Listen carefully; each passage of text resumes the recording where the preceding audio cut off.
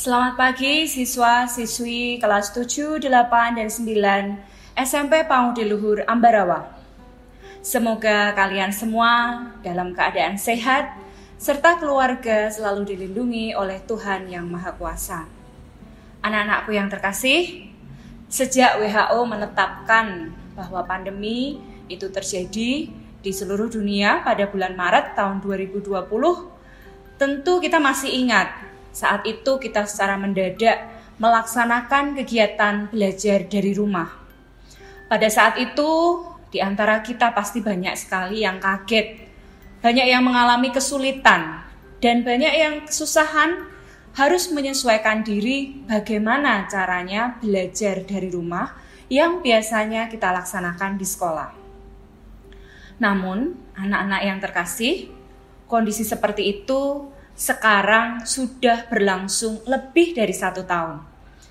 Apakah kita akan berani mengubah cara belajar kita? Meskipun kita belajar di rumah, tetapi kita tetap melaksanakan pembelajaran. Beranikah kita mengubah mindset kita? Anak-anak yang terkasih, kita harus keluar dari zona nyaman kita.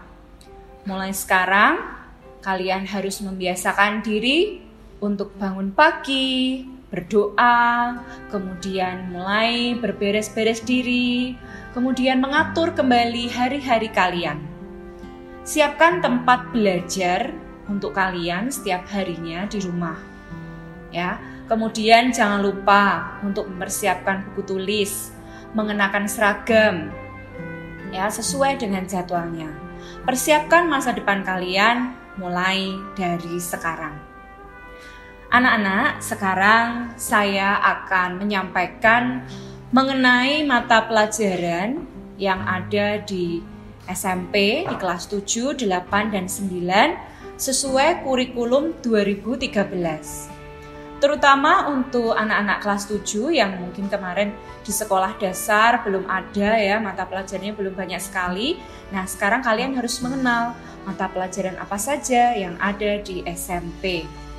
Yang pertama, ada pendidikan agama dan budi pekerti. Yang kedua, pendidikan Pancasila dan kewarganegaraan. Kemudian ada bahasa Indonesia, matematika, IPA, IPS, bahasa Inggris, PJOK atau olahraga, kemudian seni budaya, khususnya untuk seni musik dan seni rupa, informatika, kemudian bahasa Jawa, dan juga kepangudi luhuran. Untuk menghadapi tahun pelajaran baru ini, anak-anak, kami mengajak kalian untuk mempersiapkan buku-buku tulis yang sesuai dengan mata pelajaran yang saya sebutkan tadi.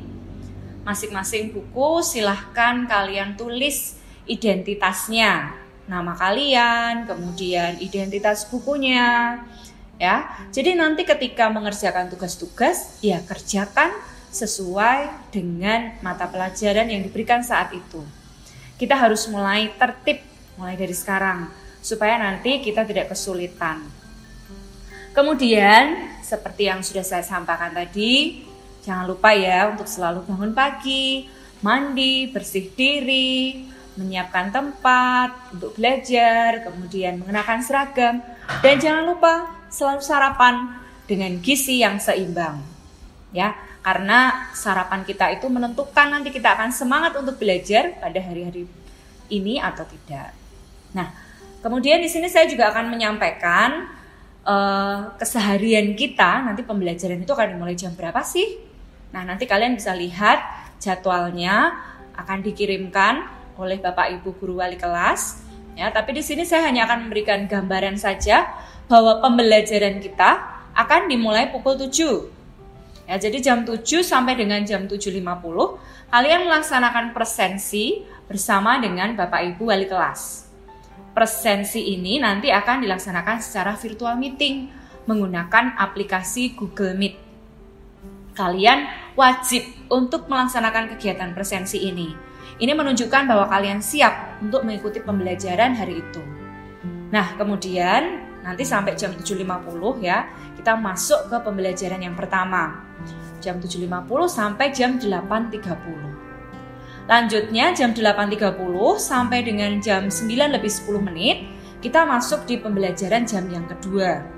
Nah, kemudian kita akan beristirahat 15 menit sampai dengan pukul 9.25. Jam 9.25 sampai 10.05 kita nanti akan masuk ke pembelajaran jam ketiga. Nah, dan pembelajaran jam keempat itu dimulai jam 10:05 sampai 10.45. Jadi dalam satu hari itu sebetulnya hanya sedikit anak-anak, hanya 4 jam pembelajaran. Tidak berat sebetulnya kalau kalian mulai mengatur diri kalian dari sekarang, mengikuti kegiatan pembelajaran demi pembelajaran dengan tertib, menyelesaikan tugas-tugas sesuai dengan waktunya. Usahakan tugas hari itu selesaikan pada hari itu. Jadi nanti tugasnya tidak akan numpuk-numpuk. Kemudian, apabila ada kegiatan virtual meeting pada pembelajaran, silahkan kalian ikuti. Karena dengan kegiatan virtual meeting itu, suasana kelas akan hadir di sana. Karena sementara ini, di bulan Juli ini, kita akan melaksanakan kegiatan belajar dari rumah. Mengingat sekarang ini masih masa PPKM darurat. Ya, jadi, Bapak Ibu Guru akan mengajar dari rumah, kalian juga belajar dari rumah. Nah, bagaimana supaya kita bisa bertemu? Melalui virtual meeting. Maka jangan melewatkan kalau ada virtual meeting. Baik, berikutnya saya akan menyampaikan mengenai penilaian. Untuk penilaian, ada beberapa penilaian yang akan dilaksanakan selama setahun ke depan. Nah, kalian itu akan melaksanakan penilaian sikap. Ada penilaian sikap sosial, ada penilaian sikap spiritual, ada penilaian pengetahuan, dan juga ada penilaian keterampilan. Nah, untuk penilaian-penilaian itu didapatkan dari pengamatan Bapak Ibu Guru sehari-hari. Nah, bagaimana kami mengamati kalian? Ya, dari kegiatan-kegiatan yang kita laksanakan, melalui presensi, virtual meeting, kemudian bagaimana ketercapaian tugas-tugas yang diberikan, apakah tugas-tugas selalu dikerjakan dengan baik, ya, tepat waktu atau tidak. Kemudian nanti di tengah semester kita akan melaksanakan penilaian tengah semester, dan di akhir setiap semester pasti akan ada penilaian akhir. Nah, di semester genap nanti juga demikian, ada penilaian tengah semester genap dan ada penilaian akhir tahun. Oleh karena itu, kerjakan semua tugas sesuai dengan waktunya. Ya, karena seluruh proses pembelajaran ini tentunya untuk kalian. Dan kalau ada pertanyaan, jangan segan-segan untuk bertanya. Boleh kepada guru mapel atau mungkin kepada wali kelas. Silakan, Bapak Ibu Guru pasti akan dengan senang hati melayani dan menjawab segala kesulitan-kesulitan kalian. Nah, anak-anak, ini yang tidak kalah pentingnya yang akan saya sampaikan, yaitu mengenai ketuntasan belajar minimal. Nah, di sekolah ini kita menggunakan ketuntasan belajar minimal sekolah.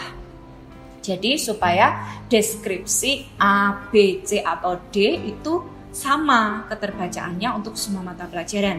Jadi nanti kalian tidak bingung ya, kalau nanti KKM-nya setiap mapel, nanti mungkin mata pelajaran yang satu untuk nilai B itu patokannya akan berbeda dengan mata pelajaran yang lain. Nah, untuk ketuntasan belajar minimal di kelas 7 itu 74, dan untuk kelas 8 itu 75, sedangkan untuk kelas 9 itu 76. Ingat anak-anak, itu minimal ya, maka cita-cita kalian ya tetap mendapatkan nilai yang paling baik. Itu ya anak-anak, jangan lupa. Di sini saya juga akan menyampaikan mengenai syarat-syarat kenaikan kelas. Syaratnya yang pertama adalah kalian sudah menyelesaikan seluruh program pembelajaran dari semester 1 atau semester gasal dan semester kedua atau semester genap. Nah, ikut pembelajaran itu maksudnya bagaimana? Ya, kamu selalu ikut presensi, virtual meeting, kemudian tugas-tugas dikerjakan, penilaian harian, tes, semuanya dikerjakan dan sudah kamu ikuti. Kemudian yang kedua, kalian memiliki nilai. Ya, nilai yang tadi sudah saya sebutkan tadi, ada aspek sikap sosial, spiritual, kemudian ada nilai pengetahuan dan juga ada nilai keterampilan. Kemudian nilai yang kurang dari ketuntasan belajar minimal ya itu maksimal 2. Kalau lebih dari 2 ya nanti akan menjadi catatan. Kemudian masih ada lagi yang tidak kalah pentingnya ya, deskripsi sikap minimal baik. Nah, maka meskipun kalian di rumah, tolong tetap taati peraturan sekolah. Ya, karena deskripsi sikap minimal baik itu ya dibuktikan dengan kalian mengikuti dan melaksanakan tata tertib sekolah. Melaksanakan tata tertib sekolah tidak hanya di sekolah saja, tapi di rumah, di masyarakat, itu kalian juga bisa mentaati itu. Kemudian ada juga pendidikan kepramukaan, di mana pendidikan kepramukaan itu adalah syarat wajib di kurikulum 2013. Jadi nanti kalau ada tugas kepramukaan kerjakan dengan baik ya, karena untuk syarat kenaikan kelas minimal nilainya baik ya. Dan yang terakhir adalah tentang presensi. Tolong perhatikan presensi baik-baik. Kalau ada kegiatan presensi setiap pagi silahkan diikuti.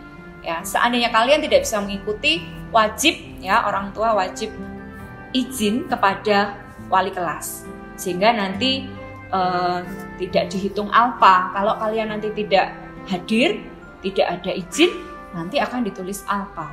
Ya, padahal syarat kenaikan kelas salah satunya adalah presensi minimal kalian terpenuhi 90%. Nah, itu anak-anak untuk kriteria kenaikan kelas.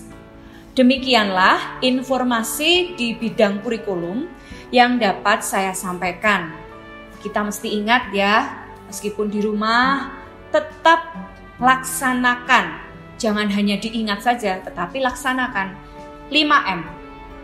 Apa 5M? Memakai masker. Nah, masker sekarang harus double ya. Kemudian menjaga jarak, dan jangan lupa mencuci tangan dengan sabun dan air mengalir ya. Jangan lupa untuk selalu menjauhi kerumunan dan mengurangi mobilitas dan interaksi dengan orang lain. Saya berdoa kita semua selalu sehat dan dihindarkan dari virus corona. Masa depan kalian dimulai dari sekarang. Tetap semangat dan terima kasih.